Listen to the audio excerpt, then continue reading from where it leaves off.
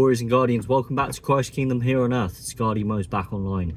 So, the charges against Rupert Lowe of alleged workplace bullying and acts of physical violence against the Reform chairman, Mohammed Yusuf, they've been dropped. He's been exonerated. Surprise, surprise.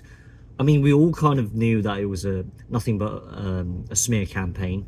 It was nothing but basically a stitch-up designed to undermine Rupert Lowe's credibility and to destroy his reputation at the end of the day.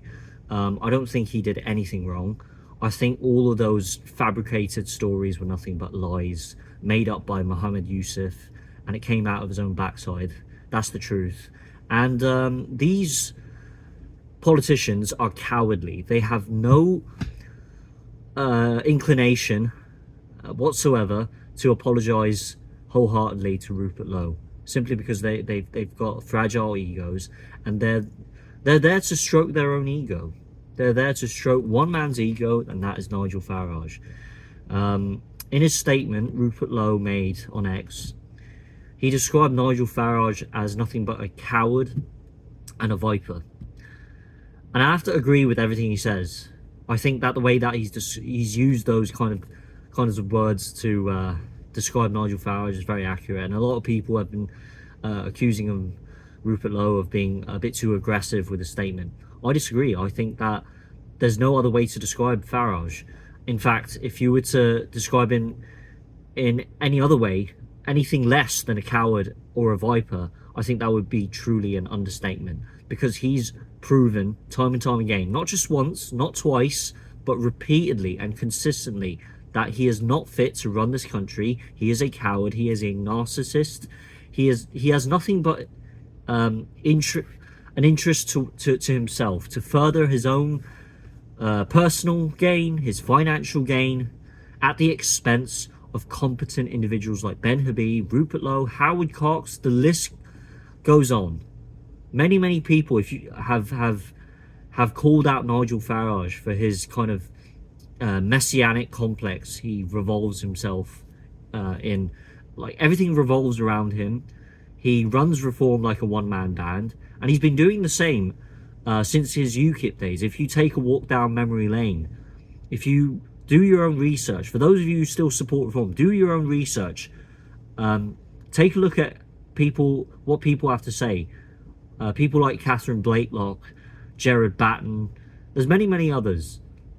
They'll tell you that Nigel Farage, when he was running UKIP, he basically sabotaged the party when UKIP was going into... Yes, he was championed as being the man who lifted us out of the EU and struck a Brexit, struck the process of implementing Brexit. But at the end of the day, the truth of the matter is he sabotaged the UKIP party. He blew it to pieces, and ever since UKIP took on a more of the narrative of raising awareness about the rising problem of radical Islam and the change in demographic, Nigel Farage backed away, and he wouldn't get on board with that. And I think that's why he's pretty much quite hesitant to talk about the rise in Islamism. 50,000 Islamists on our MFI's watch list, and many problems. He's not willing to politically alienate a certain demographic, members of the religion of peace. He says if we surrender to the whole of Islam, then we'll lose.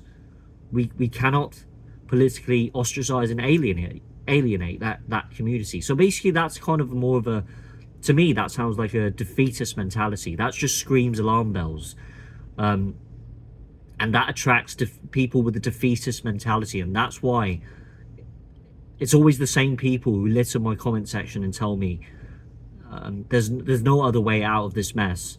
We have to prevent Labour from getting in. That's why we have to vote Reform. It's either Reform or it's a vote for Labour. If you don't vote for Reform at the next general election, you're basically voting for the Uni Party. Well, you're basically using that same mentality that everyone's been directing towards simultaneously as they vote, trying to vote our way out of the Labour Party by voting the Tories and vice versa. We don't want the Tories, so we vote Labour, and the cycle just keeps on repeating. It doesn't help. We can't keep going into this repeated cycle. It's not about, as Ben Habib quite rightly puts it, you can't conflate popularity with efficacy and effectiveness. Reform lacks substance. It has no policies. It has no real genuine plan, any organized structure.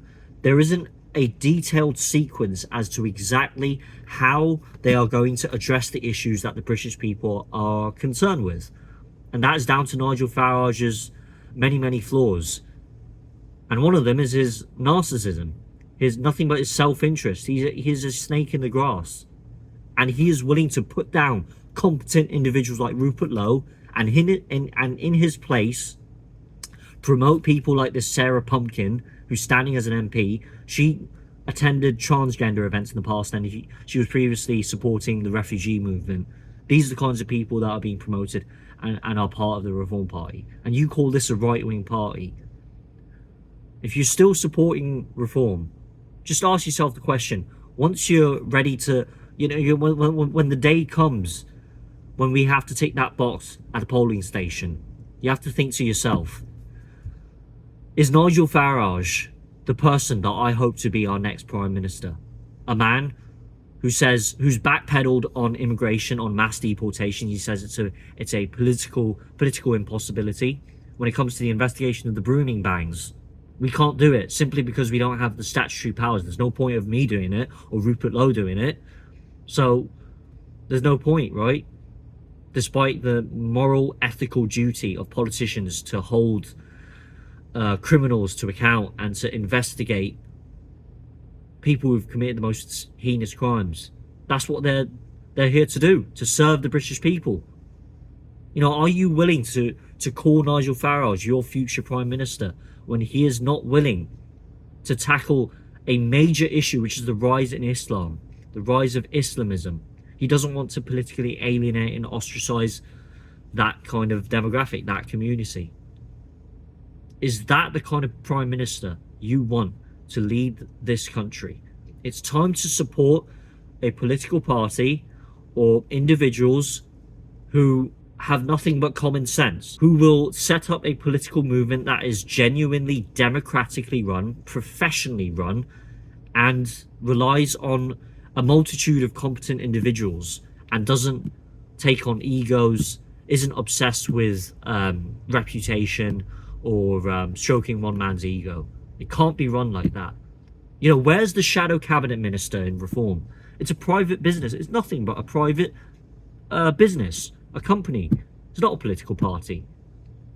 So I'm personally supporting UKIP, but I think what the situation that's unfolded with Rupert Lowe, the way that he's been treated so appallingly, having his guns taken, I think this has truly sealed the final nail in the coffin. You'll see when he sets things in motions and he develops as he says, he's looking to, he doesn't have a concrete plan yet, but he's looking to develop a political movement that will shake up the Union Party and will be a major rival to the Reform Party. And he's not really planning anything, but he's just trying to think through some ideas. So hopefully, I think ideally there would need to be a right-wing coalition between UKIP, the Integrity Party, SDP, the English Constitution Party, and perhaps Rupert Lowe might start up his own party. So there's a lot of things that need to be done, but the deadline is 2029. Rupert Lowe is fully aware of that, but he's made it clear in his statement, for the good of the British people, Nigel Farage must not be Prime Minister. He is nothing but a cultist. He's running a cult. Ever since I saw him in that Bournemouth rally, when he hopped up on that JCB, I just knew all those fireworks and flashing lights everywhere and epic music playing in the background. He's just running a show. He's nothing but a circus clown, like a mouthpiece for the Reform Party.